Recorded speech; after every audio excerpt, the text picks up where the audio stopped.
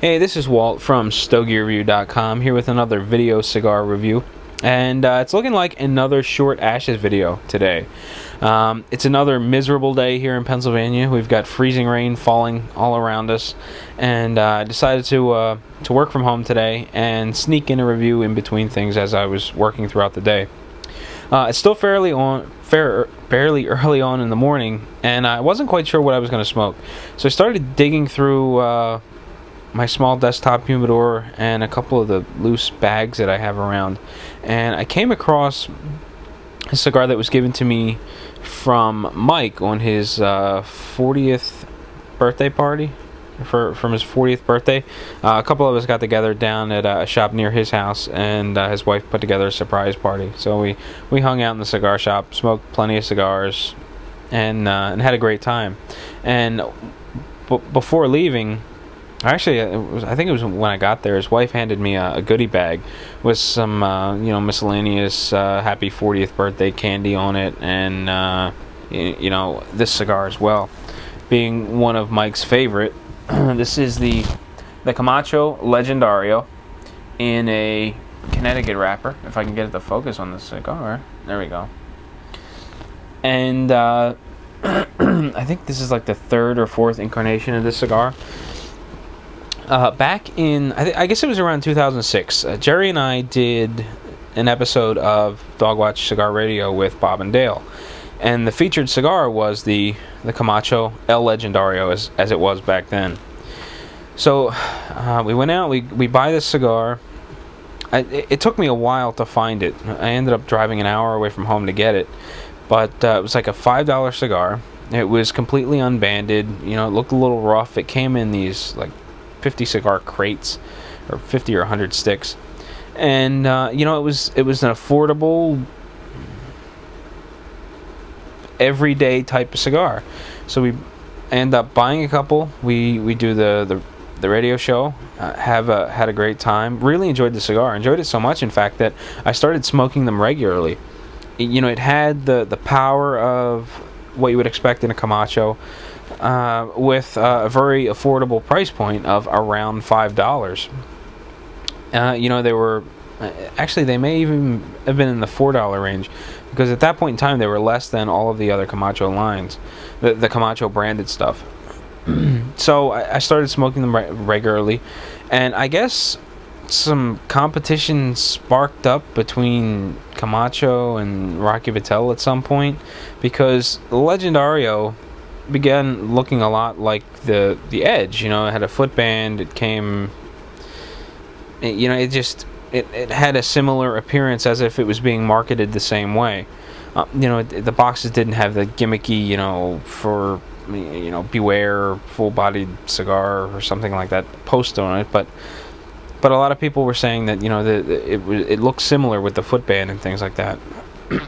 So I was still buying them. The price went up, but I kept buying them because I liked them. And then at some point in time, something changed. They were no longer the El Legendario. I think when they put the footband on them, they were the Legendario. But something changed. The box count went from like chests of 50 or 100 to boxes of 20 or 25. And they added a regular band, as well as keeping the footband, and the price went up again. Well, my local gets them in, and I bought a couple, and they were terrible. I didn't like them. They were harsh.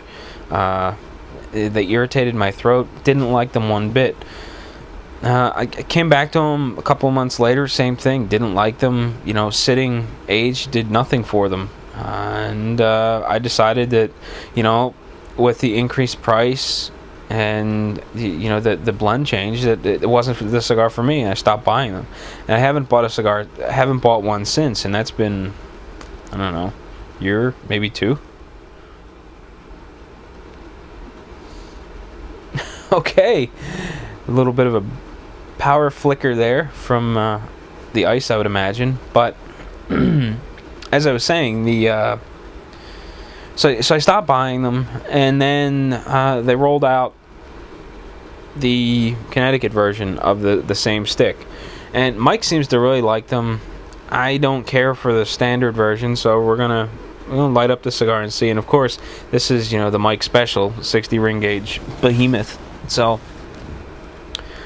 let's get started, because I'm sure I ate up way too much time, and I don't know when the power's going to go back out. Now, the camera's running on battery, so that'll keep running, but I may be sitting in the dark trying to do this review, smoking a cigar by cigar light.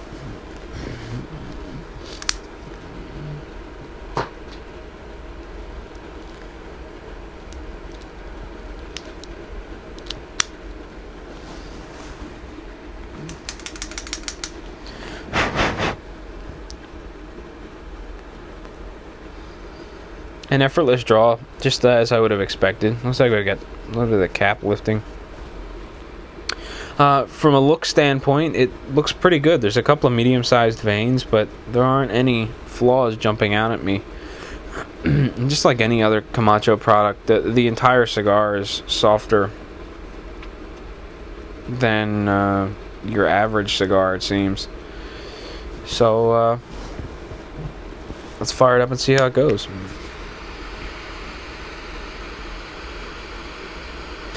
Now, from what I understand, well, I'm really not quite sure.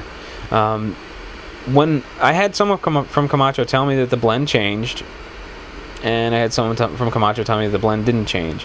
From a taste standpoint, I really think the blend changed. I don't know what the difference is in the blend, whether it uses different binders and fillers, but from what I understand, this is not the blend that you would have gotten some time ago.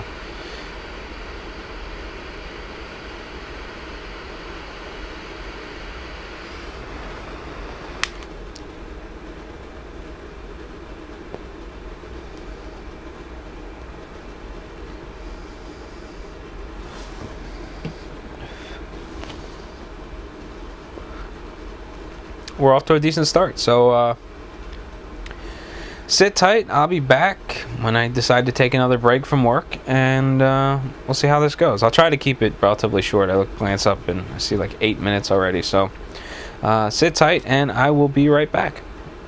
Hey. Well, I am back, just touching up one side of my cigar a little bit. I just knocked the ash off and it was burning just a little crooked. But I gotta say, you know what? I'm really surprised. I had just bad luck with the other Legendarios. I don't know whether it was just the wrapper that I found unenjoyable, or what the case really was. But these Connecticut's are quite nice. I'd even venture to say that I find this Connecticut better than the Camacho Connecticut. It's got a nice creaminess to it. It's mild medium as far as the body's concerned. The flavor level is about medium. It's burning well. I'm not having any problems with the draw. It's providing lots of smoke. Smoke rate is quite fast for something of this size. I mean, I'm not staring at the clock or anything like that, but I know it hasn't been terribly long since I turned the camera off.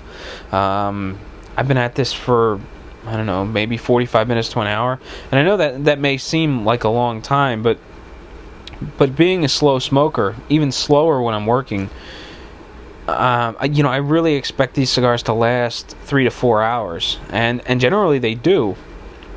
But this one, about an hour in, I'm probably at the halfway point. So it's burning quite a bit faster than I would have imagined from a cigar of this size.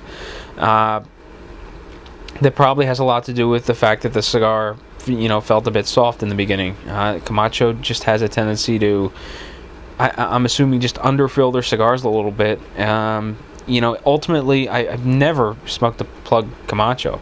So by doing that, you get a good solid draw every time, but at the same time, you get a cigar that burns a little faster than others.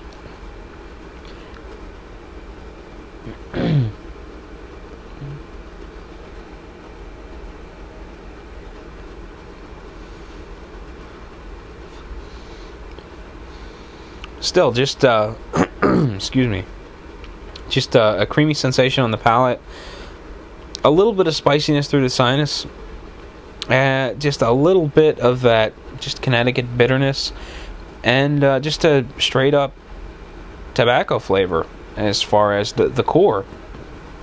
Not a real dynamic cigar. There's not a whole lot going on, but it's smooth and it's smoking really well. I've got to say, at this point I'm really impressed. I was not expecting much, as a result of my previous experiences with the Legendario, but it's going well. So I'm going to get back to work while the power's still on, and I will be back probably one more time. We'll wrap up the review and I'll let you be on your way. So sit tight. Alright, well, I am back, still plugging along on my Camacho Legendario Connecticut Bertha. And it's kind of a disappointing end to a relatively good cigar. Right around the time I popped the band off, I had a bit of a problem with the cigar popping, as you can see. It's spreading right down to the cap, so it's probably only going to get worse. It's not something I'm going to be able to smoke through easily. In addition to that, the cigar turned a bit sour on me. I'm not really into the flavor profile at this point. It's that nice, rich, just natural tobacco flavor has gone just sour. In general, it's not like a sour note. It's just that the entire flavor profile has turned sour. I was getting a little bit of a woody flavor, some spiciness, and those components are really washed out by this sudden sourness.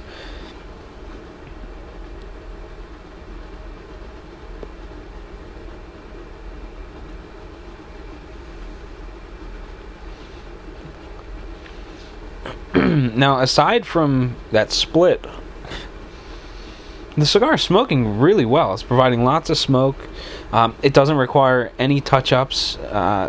Well, did that one touch-up where you saw me touching it up on camera. Was about the only one it needed. It spent a fair amount of time in the ashtray in between puffs without going out. Didn't require any relights. It's still mild to medium with medium-bodied flavor. Actually, I'm going to get rid of it. I'm not enjoying it anymore. But I was impressed. When I had the Legendario in the past, after the packaging was changed for the second time, I was really not liking the brand at all, and I stopped buying it. and this one was a surprise. It was a gift from, as I said, Mike and his wife for his surprise birthday party, and it was my one and only. And I think I may go out looking for some of the other sizes. Perhaps the smaller ring gauge Vitolas won't turn sour on me, but there's only one way to find out, and that's to actually go out and buy them. So, all in all, I enjoyed it up until the band. So that was a considerable amount of cigar that was very good. I think that up to the band, that I actually enjoyed the flavor profile more than the Camacho Connecticut. After the band, the Camacho Connecticut wins hands down. But all in all, decent stick. You should definitely try one. If you're into milder Connecticut's.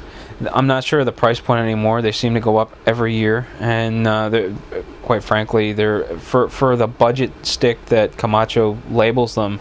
I don't think they're very.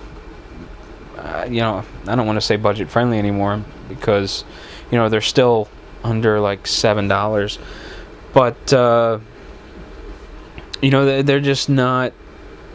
I just haven't seen the brand as being worth the money, until this one. So it's interesting.